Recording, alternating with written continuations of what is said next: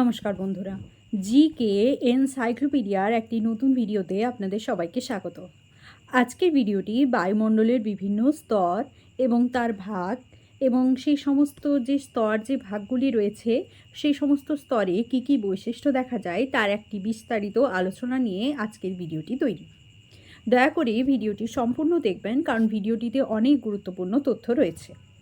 শুরু করা যাক আজকের ভিডিওটি। বায়ুমণ্ডলের স্তর। উষ্ণতার তারতম্য অনুসারে বায়ুমণ্ডলকে 6টি স্তরে ভাগ করা হয়। এখন এই 6টি স্তর সম্পর্কে আমরা বিস্তারিত জানব। প্রথম স্তর অর্থাৎ একদম ভূপৃষ্ঠের ওপরে যে স্তরটি থাকে সেটিকে ট্রপোস্ফিয়ার বলা হয়। গ্রিক শব্দ ট্রপোস বা মিক্সিং, যার অর্থ মিশে যাওয়া, এবং স্ফিয়ার, যার অর্থ অঞ্চল বা মণ্ডল। এর থেকেই এই স্তরের নামকরণ করা হয়েছে ট্রপোস্ফিয়ার। ট্রপোস্ফিয়ার হলো বায়ুমণ্ডলের সবথেকে নিম্নতম স্তর। ভূপৃষ্ঠ থেকে ট্রপোস্ফিয়ারের উচ্চতা নিরক্ষীয় অঞ্চলে 18 কিলোমিটার এবং 2 মেরু অঞ্চলে 8 কিলোমিটার। অর্থাৎ এর থেকে আপনারা বুঝতে পারছেন যে নিরক্ষীয় অঞ্চলের ট্রপোস্ফিয়ার স্তরটা কিন্তু অনেকটা পুরু, তুলনামূলকভাবে 2 মেরু অঞ্চলের থেকে। এরপরে ট্রপোস্ফিয়ারের যে গুরুত্বপূর্ণ বৈশিষ্ট্যগুলি সেগুলি দেখে নিই। এই স্তরের প্রধান বৈশিষ্ট্য হলো উচ্চতা বৃদ্ধির সাথে সাথে প্রতি কিমি উচ্চতায় উষ্ণতা কমতে থাকে। 6.4 ডিগ্রি সেলসিয়াস হারে উচ্চতা বৃদ্ধির সঙ্গে সঙ্গে উষ্ণতা হ্রাস পায়। একে নর্মাল ল্যাপস রেট বা স্বাভাবিক উষ্ণতা হ্রাসের বৃদ্ধি বলা হয়। নর্মাল ল্যাপস রেট কি? প্রতি কিলোমিটার উচ্চতা বৃদ্ধির সাথে সাথে 6.4 ডিগ্রি সেলসিয়াস হারে যখন উষ্ণতা হ্রাস পায় বা উষ্ণতা কমতে থাকে তখন তাকে নর্মাল ল্যাপস রেট বলা হয়। নিরক্ষীয় অঞ্চলে ট্রপোস্ফিয়ারের অর্ধাংশে উষ্ণতা থাকে -80 ডিগ্রি সেলসিয়াস এবং মধ্য অক্ষাংশে -58 ডিগ্রি সেলসিয়াস।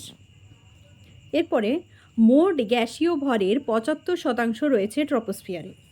কেবলমাত্র ট্রপোস্ফিয়ারে জলীয় বাষ্প, ধূলিকণা ও মেঘ রয়েছে বলে আবহাওয়া ও জলবায়ুর যাবতীয় ঘটনা এই স্তরে ঘটে থাকে। এই কারণে এই স্তরকে ক্ষুব্ধমণ্ডল বলা হয়। এরপর ধরুন আপনাদের যদি প্রশ্ন আসে কোন স্তরকে ক্ষুব্ধমণ্ডল বলা হয়, তাহলে উত্তর কী হবে? ট্রপোস্ফিয়ার স্তরকে। কেন বলা হয়? কারণ এই স্তরে যাবতীয় আবহাওয়া, যেমন বিদ্যুৎ বলুন, মেঘ ডাকা বলুন, বা বিভিন্ন ধরনের যে বৃষ্টিপাত তা কিন্তু এই স্তরেই ঘটে থাকে। তার জন্য এই স্তরকে ক্ষুব্ধমণ্ডল বলা হয়। বায়ু দূষণকারী প্রায় সমস্ত পদার্থই এই স্তরে অবস্থান করে। ট্রপোস্ফিয়ারে 2 কিলোমিটার উচ্চতা পর্যন্ত ভূপ্রকৃতি বায়ুকে বাধা দেয় বলে বায়ুর গতিবেগ কম হয়, তারপরে গতিবেগ ক্রমশ বাড়তে থাকে। ট্রপোস্ফিয়ার থেকে 2 কিলোমিটার উচ্চতা পর্যন্ত বিভিন্ন ধরনের ভূপ্রকৃতি দেখতে পায়, যেমন পাহাড়, পর্বত। তো এই যে ভূপ্রকৃতিগুলো, এটি কিন্তু বায়ুকে বাধা দিচ্ছে, কিন্তু তার ওপরে যদি উঠে যায় কিন্তু গতিবেগ ক্রমশ বাড়তে থাকে, কারণ তখন আর কোনো বাধা পাচ্ছে না। এরপরে ট্রপোপজ কাকে বলে? ট্রপোস্ফিয়ারের ঊর্ধ্বে প্রায় 3 কিলোমিটার উচ্চতা পর্যন্ত উষ্ণতার হ্রাস অথবা বৃদ্ধি কোনোটাই ঘটে না। একে ট্রপোপজ বলে। এই অংশের ক্ষেত্রে উচ্চতা বৃদ্ধি পেলেও উষ্ণতা অপরিবর্তিত থাকে, তাই একে সমতাপ অঞ্চল বলা হয়। তাহলে আপনাদের যদি প্রশ্ন পড়ে যে কোন অঞ্চলকে সমতাপ অঞ্চল বলা হয়, তাহলে উত্তর কী হবে? ট্রপোপজ অঞ্চলকে সমতাপ অঞ্চল বলা হয় বা আইসোথার্মাল জোন বলা হয়। পরবর্তী যে স্তরটি রয়েছে ট্রপোস্ফিয়ারের উপরে, সেটি হলো স্ট্র্যাটোস্ফিয়ার। ট্রপোপজের ঊর্ধ্বে 50 কিলোমিটার পর্যন্ত বিস্তৃত অঞ্চলকে বলা হয় স্ট্র্যাটোস্ফিয়ার। তাহলে ট্রপোস্ফিয়ার এবং স্ট্র্যাটোস্ফিয়ারের মাঝখানে কোন স্তর রয়েছে? ট্রপোপজ। ট্রপোপজের ঊর্ধ্ব থেকে 50 কিলোমিটার পর্যন্ত যে স্তরটা রয়েছে সেটাই হলো স্ট্র্যাটোস্ফিয়ার। এরপরে স্ট্র্যাটোস্ফিয়ারের বৈশিষ্ট্যগুলো জেনে নেব। এই স্তরের প্রধান বৈশিষ্ট্য হলো উচ্চতা বৃদ্ধির সঙ্গে সঙ্গে উষ্ণতা হ্রাস পায়। ট্রপোপজে যখন উষ্ণতা থাকে -80 ডিগ্রি সেলসিয়াস, সেখানে স্ট্র্যাটোস্ফিয়ারে উষ্ণতা বেড়ে হয় 4 ডিগ্রি সেলসিয়াস। তাহলে আমরা কি জানলাম? ট্রপোস্ফিয়ারে কিন্তু উচ্চতা বৃদ্ধির সাথে সাথে উষ্ণতা কমছিল, কিন্তু আবার যখন তার ওপরের স্তর অর্থাৎ আমরা যখন স্ট্র্যাটোস্ফিয়ারে চলে এলাম, তখন কিন্তু উচ্চতা বৃদ্ধির সাথে সাথে উষ্ণতা বৃদ্ধি পাচ্ছে। স্ট্র্যাটোস্ফিয়ারের ঊর্ধ্বাংশে ওজোন গ্যাসের ঘনত্ব সবচেয়ে বেশি বলে এই স্তরকে ওজোন স্তরও বলা হয়। ক্ষতিকারক অতিবেগুনি রশ্মি এই স্তরে শোষিত হয় বলে এই অংশে উষ্ণতা বৃদ্ধি পায়। স্ট্র্যাটোস্ফিয়ারের ঊর্ধ্বাংশে কি? ওজোন গ্যাসের ঘনত্ব সবচেয়ে বেশি, তাই এই স্তরকে ওজোন স্তর বলা হয়। ক্ষতিকারক অতিবেগুনি রশ্মি এই স্তরে শোষিত হয়। এরপরে এই স্তরে বায়ুপ্রবাহ, জলীয় বাষ্প, মেঘ প্রভৃতি থাকে না বলে একে শান্তমণ্ডল বলা হয়। ক্ষুব্ধমণ্ডল বলা হয় ট্রপোস্ফিয়ারকে, শান্তমণ্ডল বলা হয় স্ট্র্যাটোস্ফিয়ারকে। পরপর দুটি স্তর দুটি বিপরীতধর্মী বৈশিষ্ট্য নিয়ে অবস্থান করছে। দ্রুতগামী জেট প্লেনগুলি এই স্তরের মধ্য দিয়ে যাতায়াত করে। এরপরে স্ট্র্যাটোপজ কাকে বলে? স্ট্র্যাটোস্ফিয়ারের ঊর্ধ্বাংশে কিছু দূর পর্যন্ত উষ্ণতা বাড়েও না এবং কমেও না, তাই এই অংশকে স্ট্র্যাটোপজ বলে। স্ট্র্যাটোস্ফিয়ারের ঊর্ধ্বাংশে যে স্তরটা রয়েছে সেই স্তরে উষ্ণতা না বাড়ছে না কমছে, তাই এই অংশকে আমরা স্ট্র্যাটোপজ বলি। এরপরে স্ট্র্যাটোস্ফিয়ারের উপরের স্তরটি হলো মেসোস্ফিয়ার। স্ট্র্যাটোপজের ঊর্ধ্বে 80 কিলোমিটার পর্যন্ত অংশকে বলা হয় মেসোস্ফিয়ার। স্ট্র্যাটোপজের ঊর্ধ্ব থেকে মেসোস্ফিয়ারের বৈশিষ্ট্য কী? এই স্তরে উচ্চতা বৃদ্ধির সঙ্গে সঙ্গে উষ্ণতা হ্রাস পায়। এই অংশে বায়ুর চাপ অনেক কম থাকে। উল্কাপিণ্ড এই স্তরে পুড়ে ছাই হয়ে যায়। বায়ুর প্রবল ঊর্ধ্বগামী পরিচলন স্রোতের প্রভাবে এই স্তরে জলীয় বাষ্প প্রবেশ করে অতি হালকা মেঘের সৃষ্টি করে। তাহলে কি দেখতে পেলাম যে উল্কাপিণ্ডগুলো যেটা মহাকাশ থেকে আসে সেটা কিন্তু এই স্তরে পুড়ে ছাই হয়ে যাচ্ছে।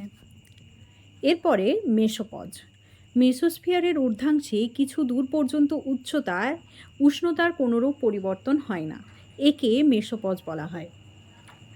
কারণ মেসোস্ফিয়ারের ঊর্ধ্বাংশে কিছু দূর পর্যন্ত কি দেখা যাচ্ছে? উচ্চতায় উষ্ণতার কোনোরূপ পরিবর্তন হচ্ছে না, অর্থাৎ একই থাকছে।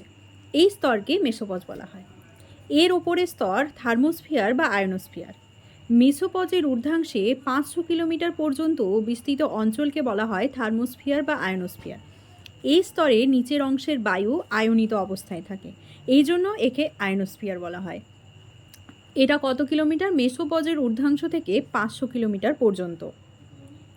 থার্মোস্ফিয়ারের কিছু বৈশিষ্ট্য এরপর আমরা দেখে নেব। থার্মোস্ফিয়ারে উচ্চতা বৃদ্ধির সঙ্গে সঙ্গে উষ্ণতা অতি দ্রুত হারে বৃদ্ধি পায় এবং 500 কিলোমিটার উচ্চতায় উষ্ণতা বেড়ে প্রায় 1200 ডিগ্রি সেলসিয়াস হয়।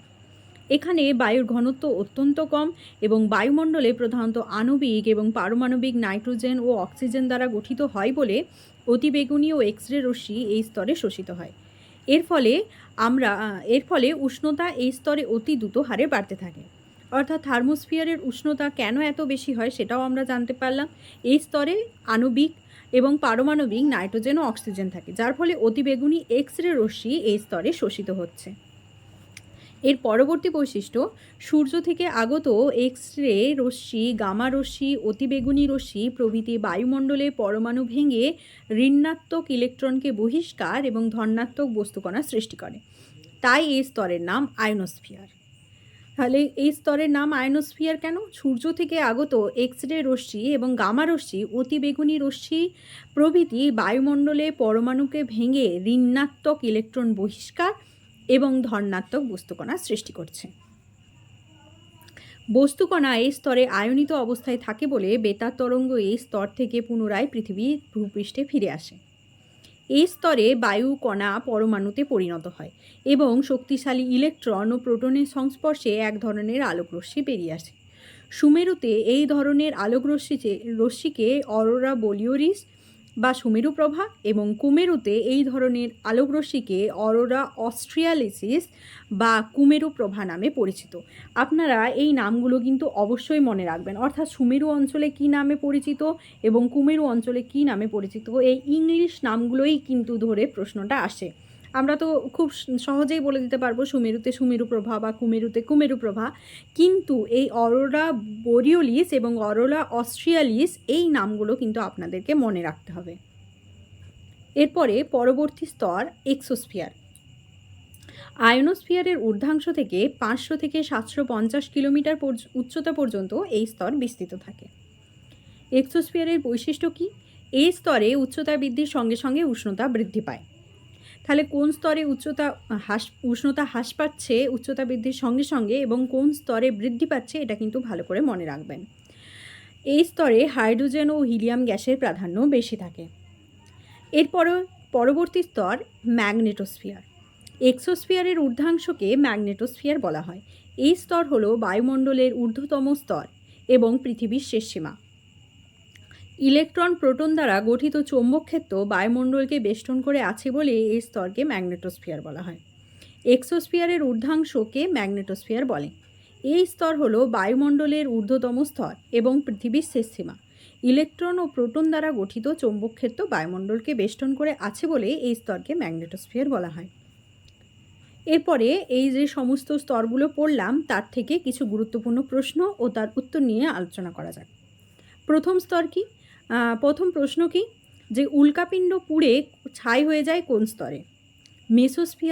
মেসোস্ফিয়ারে উল্কাপিণ্ড পুড়ে ছাই হয়ে যায়। উষ্ণতার তারতম্যের উপর ভিত্তি করে বায়ুমণ্ডলকে কয় ভাগে ভাগ করা যায়? উষ্ণতার তারতম্যের উপর ভিত্তি করে বায়ুমণ্ডলকে 6টি স্তরে ভাগ করা যায়। Troposphere, stratosphere, mesosphere, thermosphere, exosphere এবং ম্যাগনেটোস্ফিয়ার। রাসায়নিক গঠনের উপর ভিত্তি করে বায়ুমণ্ডলকে কয় ভাগে ভাগ করা যায়? রাসায়নিক গঠনের উপর ভিত্তি করে বায়ুমণ্ডলকে 2 ভাগে ভাগ করা যায়। একটা হোমোস্ফিয়ার বা সমমণ্ডল এবং হেটেরোস্ফিয়ার বা বিষমমণ্ডল। হোমোস্ফিয়ার মানে কি? একই রকম রাসায়নিক উপাদান দ্বারা গঠিত স্তরকে হোমোস্ফিয়ার বা সমমণ্ডল বলা হয় এবং বিভিন্ন ধরনের রাসায়নিক উপাদান দ্বারা গঠিত স্তরকে হেটেরোস্ফিয়ার বা বিষমমণ্ডল বলা হয়। আচ্ছা, এখানে সংজ্ঞাটা রয়েছে। বায়ুমণ্ডলের উপাদানগুলির অনুপাত যে স্তরে মোটামুটি একই রকম তাকে হোমোস্ফিয়ার বলা হয়। হেটেরোস্ফিয়ার কি? বায়ুমণ্ডলের উপাদানগুলির অনুপাত যে স্তরে একই রকম থাকে না তাকে হেটেরোস্ফিয়ার বলা হয়।